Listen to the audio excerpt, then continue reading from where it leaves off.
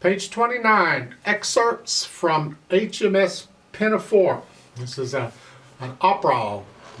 This is the type of music that's kind of a predecessor to the modern day musicals you'll see on Broadway or whatever. This kind of thing they did.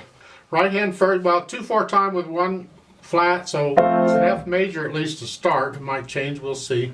Right hand when it comes in, we're coming in on the end of two. These eighth notes in the left hand will help, because these are played on the last eighth note. And then you hear 1 and 2 and 1 and 2. Just follow their fingering, it's okay. Second finger down, then come down and do it again. And then watch out, 3 and then 2, and then 1.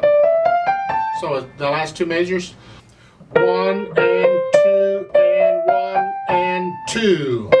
So watch the rhythm. Top of page 30. Through here. 1 and 2 and 1 and let's lift up. Same thing an octave higher. See the A over it? You go stay up. And then come down. And then 1. B natural. I'll come back to these little grace notes in a minute. Just play it here.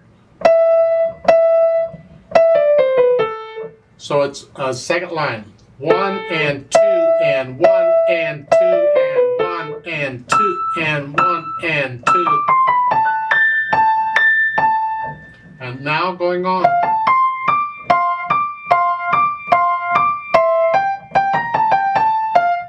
I would recommend on those things that you don't use thumb on both of those. You can use second or third finger. Whichever one, because you gotta come down here and you need thumb on that one. So I don't want to go from thumb to thumb. So I'm using a different finger. So my thumb is freely available for that. And this, I'm just rocking the hand. The hand is just transferring weight from finger to finger. I'm not using finger muscles to push those down.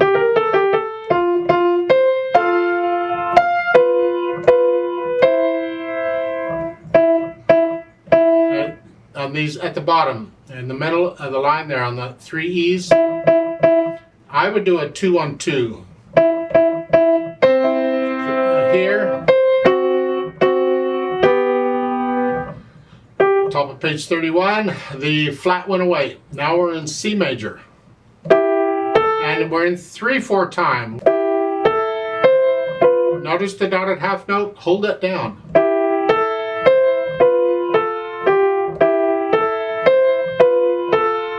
The fingering is 5/3.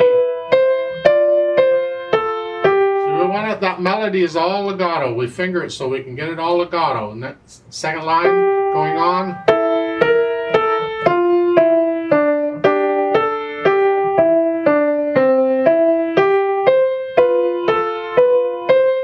Then the left hand, I'll come back to this later. And we go, you can get that. And then the next line, the last two lines, you're back to what you were doing before.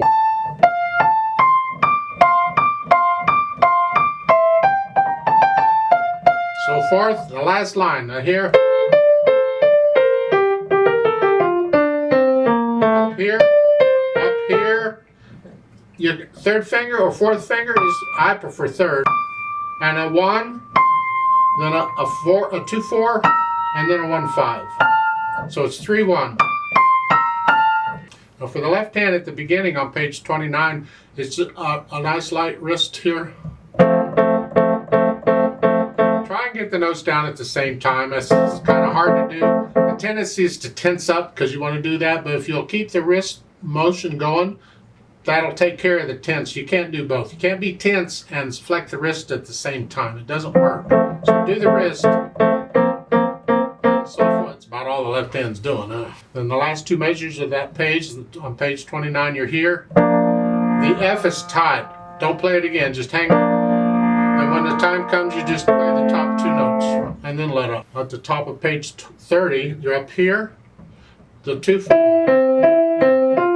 And treble clef. And again, the F is tied. Don't play it again. And then bass clef. Treble clef. goes all over, don't it? And then third line down. I'm just transferring weight from one side of the hand to the other.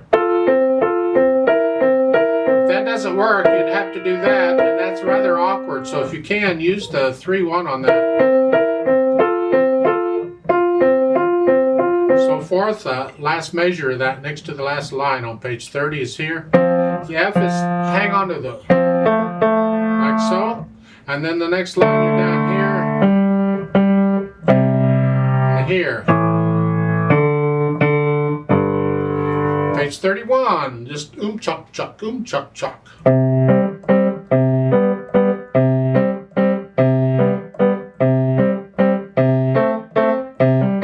1 and 2 and 1, 2. Okay, next line, yeah, it's an E. You had to cross over to get that. Okay, and then we'll go on. Now, if it'll make it easier for you on this, then do it 5-3. It makes it easier to reach the beat.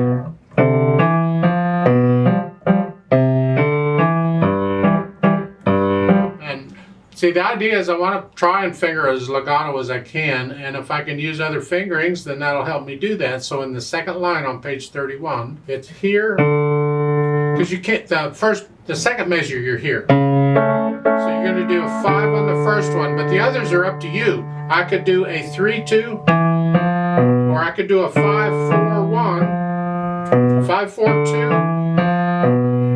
The idea is we don't have to use fingers next to each other. We're preparing to go on, and I want to play that legato. I want to play that. And the same thing here. Here, I would tend to use, I mean, you could reach it. That's okay if you want to do that. I tend to use a thumb on it. It's up to you. And then here, you can use thumb on both of those if you want.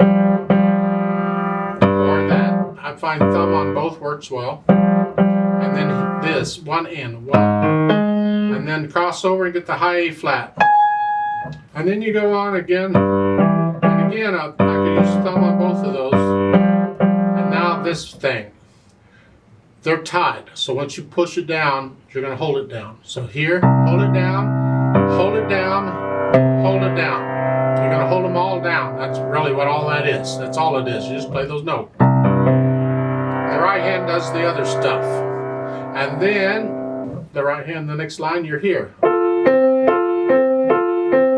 That's good enough. Let's go down to the last line. You're here. Yep. Then bass clef. Up. Up. Treble clef. It's the same notes in different octaves.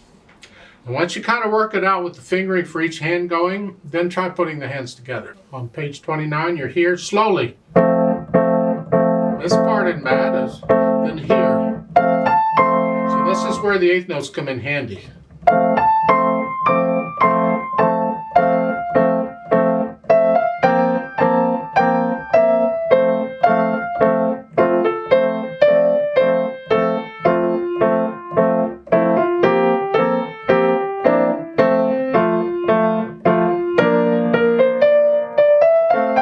Right there. Remember the left hand? The F is tied. So those last two measures, rest, and beat 2's a rest, and then you play it. Now I keep having to turn this page, so while I'm on page 29, let's do the articulation. While we're here, at the beginning, I'm using an arm staccato, forearm staccato, because it's loud. But I'm not playing with a stiff wrist. The wrist has to collapse each time a little bit. Keep the wrist fluid and relaxed. The right hand, when I get to the staccato, it's going to be forearm also. But the dynamics, we're loud. But when the right hand comes in, it takes over the loud. The left hand has to get soft. Can you get soft all of a sudden? That's a trick. So it's...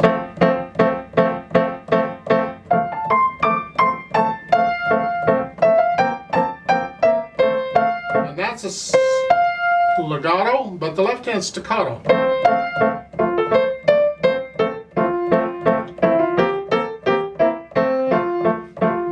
That's the exhale. And here again, hang on to that. both come up together. Let's go on to page 30, see what we got. Your staccato. So you're still doing this here.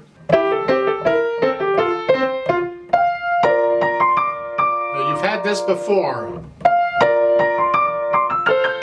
And again, you're getting loud here. Good luck with that way up there, but that's loud. Don't overpower it in the left hand. Now you're very loud. That's the right hand that's very loud. The left hand can get loud, but not as loud. And these little grace notes are very quick. How you finger them is up to you, doesn't matter. There's both sforzando, and that is like a loud, serious accent. Don't get vulgar with it. Don't stiffen the wrists or anything. It's just loud. And different people will play these grace notes differently. I'm not going to tell you what's right or wrong because people don't agree. I play the little note on the beat. You can play the main note on the beat. You can't really tell because nothing else is going on. So just, and how you finger it is up to you. I find 3 and 2 easy. Here, and then 5 here. Again. And then you dine away. And then they put in a fortissimo, but I think it's sort of in the wrong place. To me, the fortissimo belongs on the 16th notes. So this part, keep that soft, so you're dine away here. Now all of a sudden you're loud, very loud. And the left hand can be loud, but don't overpower the right hand. And there's accents. Not big accents, they're just accents. And both hands. So it's 1, 2, 1, and then here. Again, same thing. Now here's that's not staccato. Now here but this isn't. So watch out. I would play the last note in the left hand staccato too. And this is legato, this is a contrast.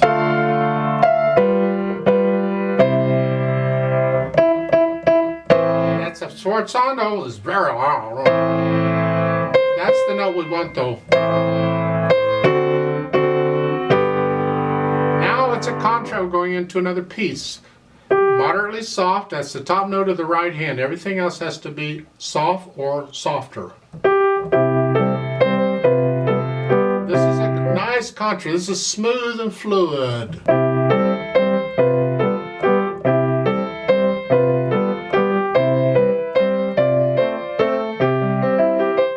Right there.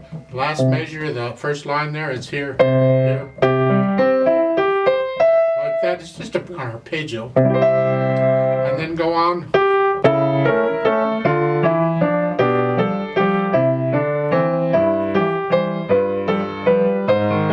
And here, hold that down. So you got these 2 notes down at the end, and that left hand is just 1 and 2 and here, here, and then there's a fermata on that. You just linger on that for a bit, and then when you're ready, go on.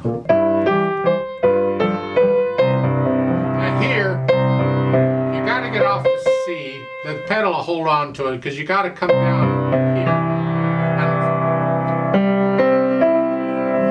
And these are not held down in the right hand, only the left hand. Here, so you got those notes down at the end. So that measure again is here. And then there's another fermata. Hang on to that for a bit. And then we go on. And 2. Back to our other thing. Now watch out here because in the last line, second measure there, those are slurred. Before they've been staccato in the left hand. It's a take your time. You have to work those out because you can't hesitate like I just did. You got to work these out so you're coming to hear immediately where you're headed. You just practice these hand moves if you have to. Memorize the last few measures. I mean, it's the same notes, just played in different octaves for the most part. Then once you kind of have that, we can add the little the pedaling we don't want a lot of pedaling on this piece because it'll mess up the staccato. So most of this is very light and bouncy. So on page 29, the only pedaling they're showing is at the bottom there. When you have this, it's just here. I don't know why the pedaling is there. In my opinion, you don't need it because I'd like to hear the phrasing. And the pedaling messes that up. But they put it in if you want to pedal it. I don't know. Same thing on top page 30. It says, if you were my student in front of me, I'd scribble out those pedal markers. Don't pedal that. We want to hear this. I want to hear those phrasing things in there. And then the pedaling down at the end. When it changes, the mood changes. Here, yeah, lots of overtone. So you put the pedal down right after you play the notes, and lift them up right after you play the notes in the next measure.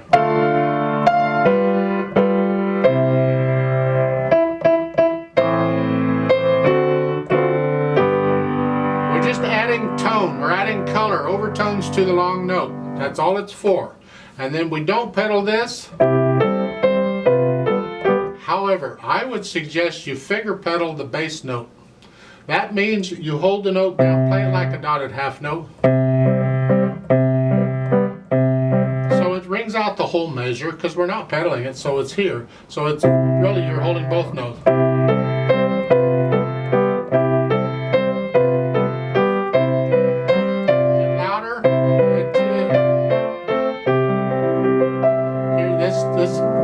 This arpeggio, that has to be very soft. This is what we want to hear.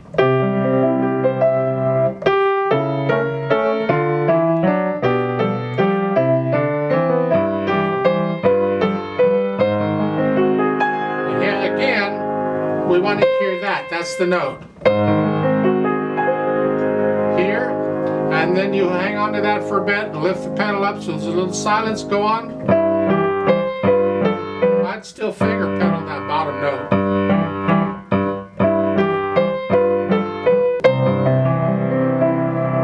Again, we want to hear that C, that's the note. So this arpeggio's got to be soft.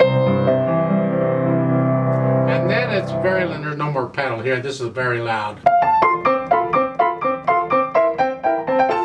And so forth. Speed-wise, you can find recordings of this, I'm sure. Get an idea. Allegretto is between moderato and allegro. It's not really quick, but that's the flow of the piece. It's not the beat. So how fast?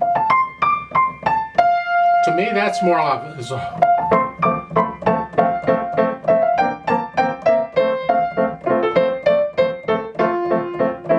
That to me is an allegretto. Then on the third line down there on page 30, a cone anima is animated. Just pick it up and play a little faster, more like allegretto. Like so. And then at the top of page 31, you're back to allegretto again, whatever that is.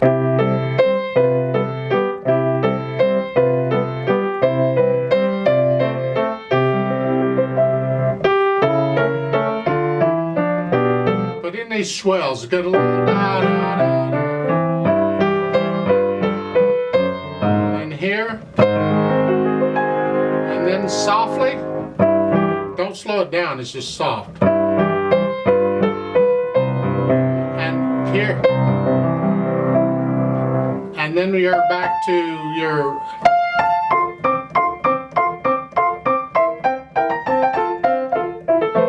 so forth, or whatever you were doing. That's my impression of this. It's just a fun thing. You've got 3 different pieces in here, and you just, it's like a medley, and you have fun with it, I guess. I don't know. This is a nice arrangement of this.